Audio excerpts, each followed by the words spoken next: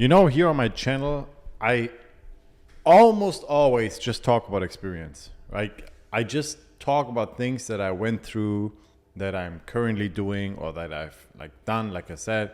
So when I say how to take risks when you're broke, I'm saying this because that's exactly what I did. So I want to tell you how I did it and what I would do. And why if you don't take enough risks, why you don't do it. Most likely, it is because you're too comfortable with the situation you're in. You may want to be better and want more. You may want that Lambo. You may want to be rich, but you don't really want it. You know what I mean? Like you're too comfortable where you are, and that's why you're kind of okay with it. And it's kind of like a cop out. You know what I mean? So if you really want to take huge risks in order to make it, and when I say make it, I don't necessarily mean money only or materialistic shit. I mean like make it whatever that means for you. Like if you want to travel the world, then that's it, right? So you have to put yourself in a more uncomfortable position because you most likely have too much to lose right now, and you don't want to give that up in exchange for that risks. But if you have less to lose, then you are more likely to take bigger risks, right? Because you can't really lose it. And once you get used to that, then you're also more likely to take risks even if you have a lot of things, because you think, what the fuck can happen? Like I had nothing, man, and now even if I lose it, fuck it, I'm back to square one, you know what I mean? But it's not like a feeling of fuck, so you've been there, you've been broke, you had nothing, and then when you get it, you're like, I don't give a shit. It's like you can't really fall that far anymore. That's how you think, right?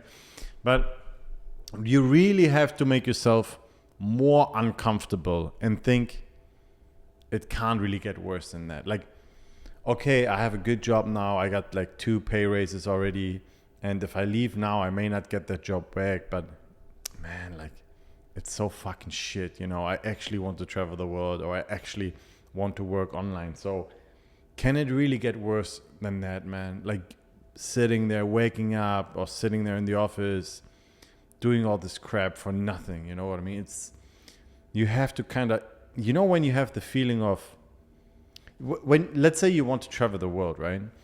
And you're working in a supermarket and you stock shelves, and then sometimes there's these moments where you think about fuck, man, imagine I'm in fucking whatever, Australia, or fucking wherever you want to go, Europe, and you feel what the fuck, you feel it, This feeling is exactly telling you that you should do it. You will figure it out, I promise you. And this is the right time. It's the beginning of the year, 2025. And you cannot wait too long. There's a window in a life where it's just a little bit easier to take risks, And in January, February, even maybe March, Q1, it's easier to take those risks because you're craving for change. You know what I mean? So as I said in my previous video, change is so important, and taking risks and changing is the same thing. It goes hand in hand,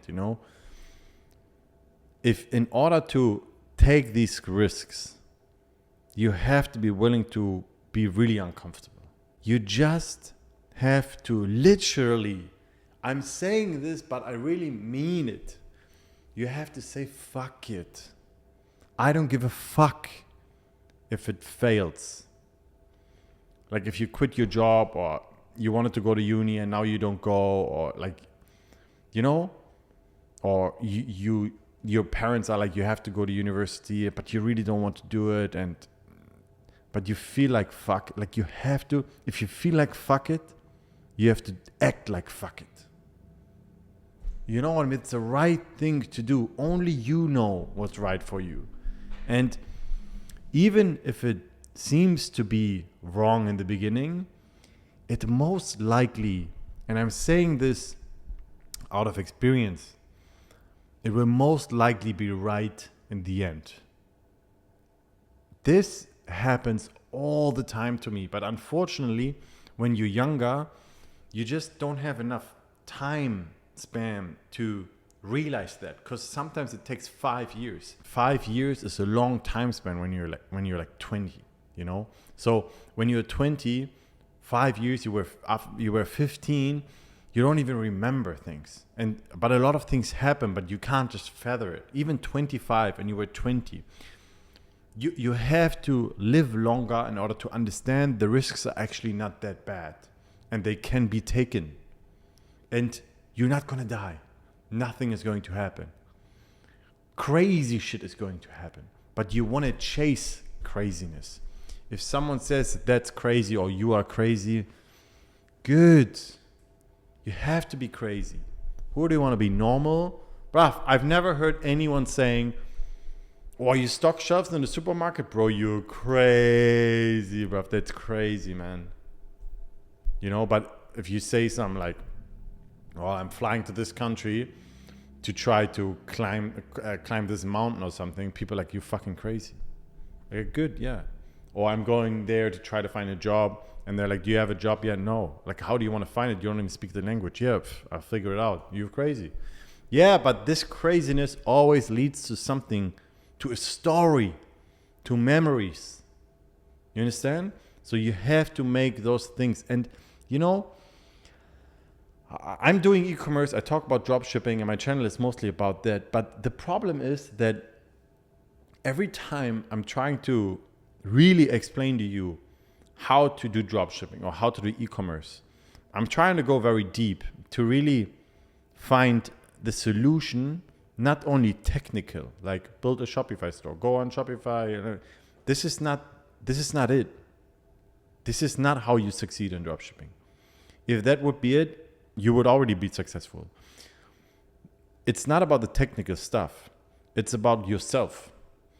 It's about like getting to know yourself and taking those risks and doing what seems to be crazy and risky, and those things you have to do. And in life, but also in business and drop shipping and e-commerce and any business really. So in order for me to really tell you how I got successful with drop shipping, I just have to tell you the whole story, and I have to tell you that there's a lot of self-development and getting to know yourself involved in it.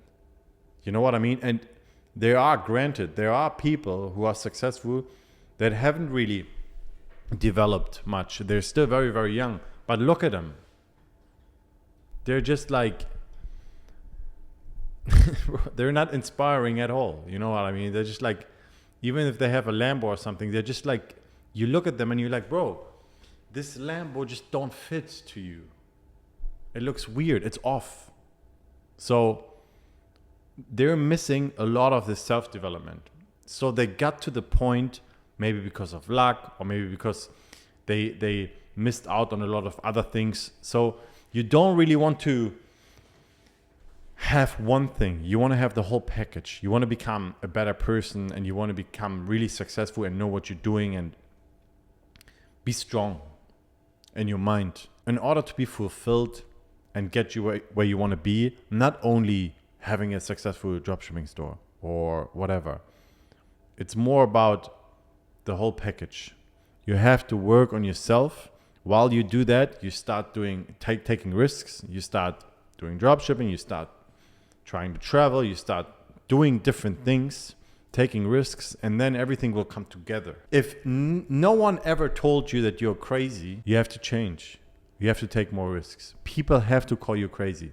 People, literally, those normal people who like, you know, those normal fucking random people, if they don't say like you're crazy or you're a bit weird or something, you're not doing enough to get there. Because bro, most people are normal. Most people are normal. So if most people are normal, most people are also broke. So there's a handful of very successful and rich people, right? Those people are the weirdos, legit, in any way, you know? You have to be a little bit weird. When I said, for example, with drop shipping, you have to like sell garbage, you know, in the beginning and stuff. Man, it's weird. Like it's fucking crazy people. You know what I mean? If you're selling garbage products, you have to be a bit of a savage. How many people are on YouTube, like your favorite YouTubers, that are acting, full on acting? And I'm not saying it's right or wrong, but imagine how crazy that is. To go on video, post it on YouTube, say things that you don't even believe in, that are not even true, to sell your shit. Like, those people are literally crazy. They're savages. But look where they get to. So you have to be a bit crazy, you know, and then work on yourself.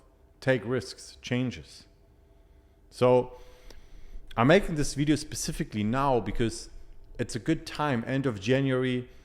You may or may not have goals, or maybe you already failed, but it doesn't matter. You just have to keep taking risks, really. If you don't have goals, just think about taking risks. And if you have the feeling of this would be crazy, do it, okay? This is a good feeling. This feeling is precious. This feeling is a sign, really, that you should do it, okay? All right, keep it up, subscribe, like, and I'll see you in the next one.